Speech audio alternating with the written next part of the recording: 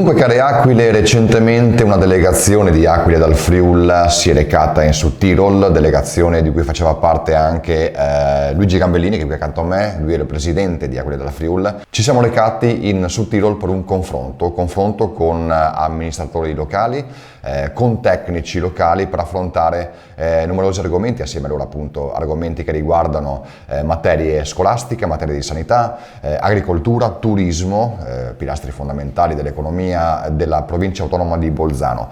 Da questi incontri, Gigi, che si sono tenuti per 2 giornate piene, devo dire, nel primo weekend di ottobre, che cosa è emerso fondamentalmente nella cultura autonoma della provincia autonoma di Bolzano? Direi che è stato lampante l'entusiasmo che i nostri interlocutori ci hanno proferito nell'esporre quanto vale per loro l'autonomia. L'autonomia non è una parola vuota, non è un percepire, come ha detto qualcuno, più soldi, ma invece è essere responsabili di come spenderli. In effetti loro in Südtirol appunto trattengono i 9 decimi delle tasse, delle imposte, mentre qui in Friuli siamo quasi ai 6 decimi, quindi non siamo molto lontani da loro, ma loro utilizzano questi soldi in maniera omogenea su tutto il territorio, e aiutando le aziende, aiutando gli agricoltori, facendo in maniera che il turismo cresca ogni anno di più, e soprattutto tutto questo porta naturalmente a nuove entrate, quindi è un investire sul territorio per percepire poi a fine anno un compenso che è ancora maggiore. In questa maniera loro negli ultimi 20 anni di fatto hanno avuto una crescita enorme. Le aziende si sono sparse su tutto il territorio, non c'è paesino che non abbia un'azienda, un'attività commerciale, industriale o artigianale, e questo ha fatto sì che l'Alto Adige, il Südtirol, diciamo, sia di fatto la regione economicamente più importante d'Europa, e in Italia è praticamente al primo posto come reddito, si parla del doppio della Sicilia, quindi cose importanti. Ma direi, secondo me, Michele, abbiamo imparato molte cose. Innanzitutto che l'autonomia, come ci ha detto lo stesso presidente Dürrwalder, bisogna volerla e bisogna praticarla. È una cosa che si conquista ogni giorno, non è una cosa che te la regalano e poi morta lì. No, bisogna sempre crederci, portare avanti quello che oggi vale 100, dobbiamo far sì che domani valga 200. È una lotta continua, diciamo, per garantirsi la sopravvivenza come regione a statuto speciale. Loro la usano questa autonomia, loro si fanno valere nei confronti di Roma, e soprattutto i loro giovani ci credono moltissimo. Ecco, e questo forse, Michele, è uno spunto che per noi dovrebbe essere molto importante, no? E colgo infatti dalle tue parole che una classe politica locale forte può fare la differenza. Se l'ha fatta là, può essere che accada anche qui in Friuli, naturalmente. Anche perché io ho il ricordo delle parole di uno dei tecnici che abbiamo anche intervistato, che ci ha detto che l'autonomia è una cosa che va sviluppata, è come raccogliere un fiorellino di volta in volta, cioè piano piano per raggiungere il risultato, senza voler arrivare subito all'obiettivo grande, ma partire da lontano e pian piano ottenere.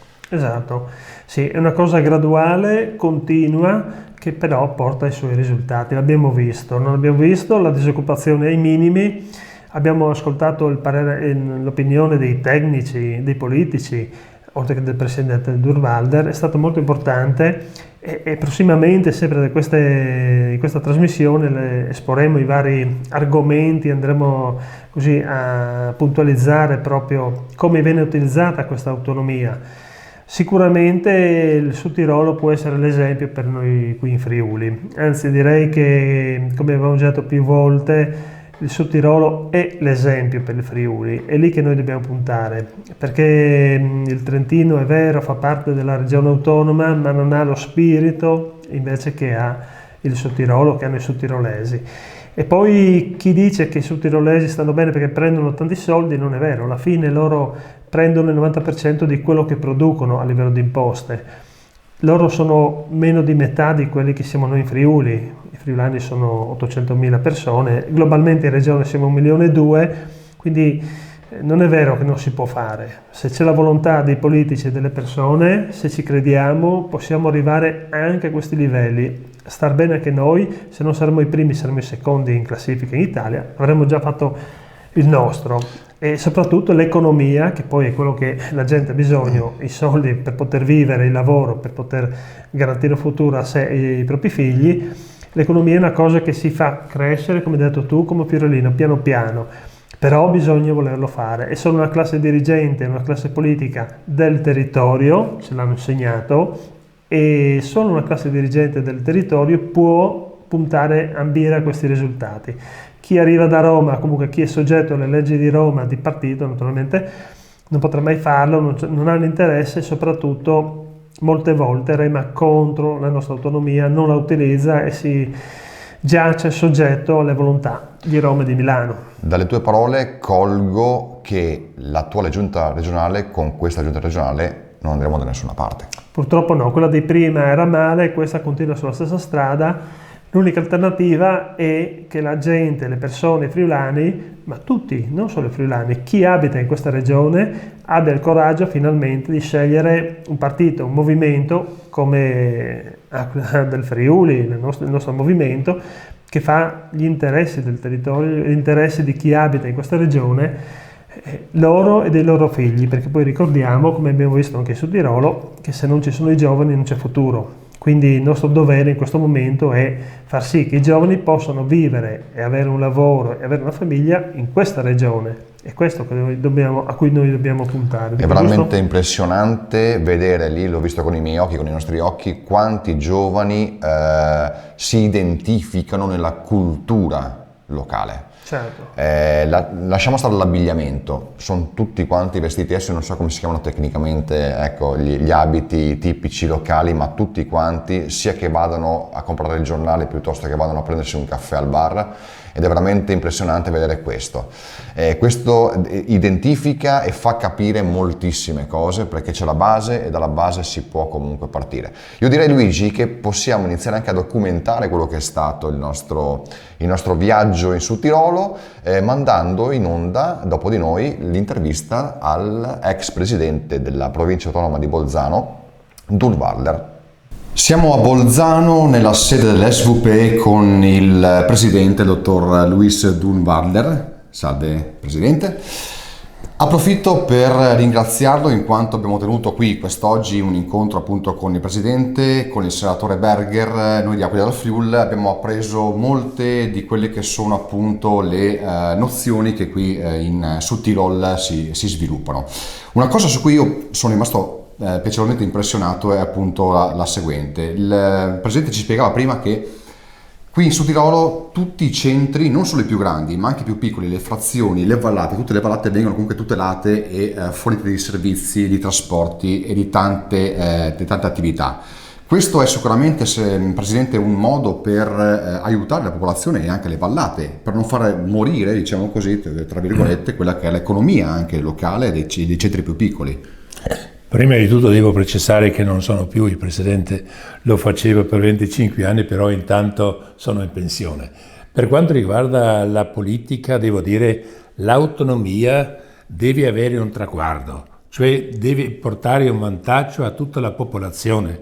Se non porta un vantaggio a tutti i gruppi linguistici e a tutti i singoli componenti della provincia, allora non vale niente, perché è la popolazione che deve vivere questa autonomia, che la vuole avere, che la vuole proteggere, difenderla, eccetera.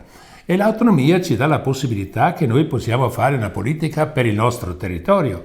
Abbiamo solo questo territorio, siamo responsabili del benessere di questo territorio, perciò se abbiamo le competenze, allora possiamo fare una politica che tenga conto della realtà specifica di questo territorio. Noi abbiamo centri più grandi, centri più piccoli, vallate, zone di montagna, zona a fondovalle. Noi dobbiamo sviluppare tutta la provincia, fino all'ultimo maso, fino all'ultima frazione. Perciò dobbiamo portare fuori, diciamo, un certo benessere in tutta la periferia. Dobbiamo creare le infrastrutture per il singolo contadino di alta montagna, sia per quanto riguarda la strada, sia per quanto riguarda acqua potabile, energia, banda larga, eccetera, eccetera. Dobbiamo garantire i posti di lavoro affinché i figli dei contadini e anche degli operai fuori in periferia trovino un posto di lavoro vicino al luogo di residenza, perché se uno deve pendolare 100 km allora lo fa per 2 anni, dopo si trasferisce la sede. No, dobbiamo portare fuori i posti di lavoro affinché i figli del contadino, però anche il contadino stesso, abbia la possibilità di un secondo reddito, perché il 74% dei nostri contadini hanno bisogno di un secondo reddito, perché l'agricoltura non rende tanto per poter mantenere una famiglia e partecipare al benessere. E per questo motivo dobbiamo sviluppare tutto il territorio, evitare l'esodo della montagna, però non solo posto di lavoro, non solo miglioramento delle condizioni di vita, ma anche garantire i paesi vivi dove possiamo mantenere tutte le strutture necessarie, sia il negozio, sia il bar, il ristorante, lo sportello bancario, sia l'asilo e la struttura per i bambini, sia la casa della cultura, sia anche nel settore dello sport, un campo sportivo, eccetera. Questo è necessario, cioè non avere paesi morti, perché se il singolo, specialmente i giovani, non ha tutte le possibilità, e se l'anziano non ha anche la possibilità di poter stare anche quando è anziano all'interno di questo paese, dei suoi concittadini, eccetera, allora si sente male. E per questo motivo l'autonomia ci dà la possibilità, ci dà anche i fondi necessari per poter creare tutte queste strutture necessarie per lo sviluppo della zona di periferia, e questo è importante. E poi anche le strutture scolastiche, la cultura, addestramento professionale, portare fuori tutti questi i vari tipi di scuola, eccetera. Noi abbiamo creato centri in periferia, nelle varie vallate, eccetera, affinché poi i bambini possano scegliere questa scuola adatta per i loro talenti, e poi anche sviluppare i trasporti affinché la mattina vengano presi dal MASO, vengano portati a scuola e poi possono rientrare o ritornare a casa. Questo è importante. E poi anche la convivenza tra i gruppi linguistici. Noi abbiamo 3 gruppi linguistici e lì dobbiamo fare in modo tale affinché ciascun gruppo linguistico si senta protetto, non emarginato, non debbia avere paura che l'altro più o meno lo assimili, eccetera. No, ciascuno ha il diritto di vivere la propria cultura, la propria scuola, la propria lingua, eccetera, eccetera. Questo è importante. Poi abbiamo una certa convivenza, e questo è importante sia per il lato umano come anche quello economico. Mi ricordo negli anni 60 eravamo quasi i più poveri d'Italia. Oggi siamo già da lungo tempo al primo posto di tutta Italia per quanto riguarda il PIL pro capite, anche il benessere, anche il paesaggio, eccetera, eccetera. E questo è importante anche come disoccupazione. Abbiamo più o meno una percentuale del 2,8% di disoccupati, vuol dire non abbiamo disoccupati, abbiamo più o meno 9% di gente senza passaporto italiano, e per questo motivo dico questa autonomia ci dà la possibilità di fare questa politica. Io sono contento di ascoltare le sue parole, sono contento che giungano anche ai nostri telespettatori in Friuli, e sono contento che giungano anche i nostri politici regionali, perché devono un po' anche imparare ad ascoltare le parole che lei ha espresso, ed è quelle che noi da tempo sosteniamo che possono essere quello che è la cura per la nostra regione. Secondo lei è esportabile il vostro modello in altre regioni, nella fattispecie in Friuli, Venezia Giulia? Sicuramente non si può esportare niente uno a uno, perché le condizioni sono diverse, le richieste sono diverse, eccetera. Però noi sicuramente siamo un esempio come l'autonomia può essere amministrata e come anche gruppi linguistici e anche minoranze possono essere tutelati. Questo secondo me è importante. Dipende però sempre dalla gente. Non è così che l'autonomia ti viene dato la mattina sul tavolo della colazione, no. La gente deve essere convinta diciamo che ha il diritto di avere questa autonomia. Friuli ha l'autonomia, però la dovete conquistare, la dovete amministrare, la dovete amare, dovete aggiornarla perché c'è un sviluppo continuo. Ciò che noi abbiamo preso negli anni 60 non basta più, noi chiederemo anche in futuro sempre qualcosa di nuovo perché la vita cambia, no? E così anche le competenze devono cambiare, eccetera. Dico, dobbiamo stare dietro, dobbiamo amministrare noi, dobbiamo viverla noi. Se noi non siamo convinti, allora non possiamo avere qualsiasi competenza, non serve a niente. Allora, Presidente, io la chiamo ancora così perché a titolo onorario sicuramente per me lo è, io la ringrazio per l'ospitalità qui presso la vostra sede, a nome mio, del Presidente di Aquila del Friuli e tutti i componenti qui oggi presenti. Io vi ringrazio della visita e vi auguro, diciamo, che anche voi trovate la via giusta di andare avanti per diventare più autonomi, perché se l'Italia avesse tutte province autonome, io garantisco che avremo un altro standard di vita, perché quando viene coinvolta la gente, quando la gente si sente inserita, responsabile di questo sviluppo, di questa politica, allora fanno anche qualcosa. E anche per quanto riguarda il finanziamento, noi abbiamo 9 decimi. Se tutti lavorano, se tutti pagano le tasse, allora 9 decimi sono moltissimo. Se nessuno lavora, allora anche 100% non è niente. Grazie mille. Prego.